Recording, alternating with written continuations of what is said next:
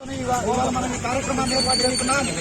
చూసాం 2004 నుంచి 2009 వరకు దివంగత నేత రాజశేఖర రెడ్డి గారు ఏ విధమైనటువంటి విద్యా సంస్కరణలు తీసుకొచ్చి పేదవాడికి ఉన్నత విద్యను చేరువ చేసి వాళ్ళ సమాజంలో ఉన్నటువంటి అనేక మంది మేధావుల్ని సృష్టించినటువంటి విద్యావేత్త, విద్యా ప్రదాత రాజశేఖర రెడ్డి గారు.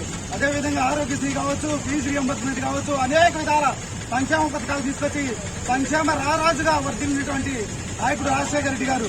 అదేవిధంగా అనేక సంక్షేమ కార్యక్రమాలు చేసి రైతులకు తాగునీటిని తీసుకొచ్చి ఈ ఆంధ్రప్రదేశ్ భగీరథుడిగా, అపర భగీరథుడిగా రాజశేఖర రెడ్డి గారు పేరు పొందారు.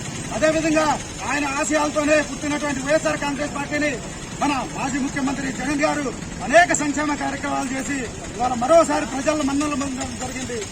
ఇదే విధంగా జరిగినటువంటి ఈ ఏవైతే ఫలితాలతో మనమందరం నిరుత్సాహపడకుండా ప్రజలందరికీ మేలు చేయాలనేటువంటి తపన ఉన్నటువంటి మన నాయకుడిని మనం బాసటగా నిలిచి మరొకసారి రాబోయేటువంటి ఎన్నికల్లో మనం జగన్ గారికి బాసటగా నిలిచి అందరం పనిచేద్దామని చెప్పి గట్టిగా కోరుతున్నాం.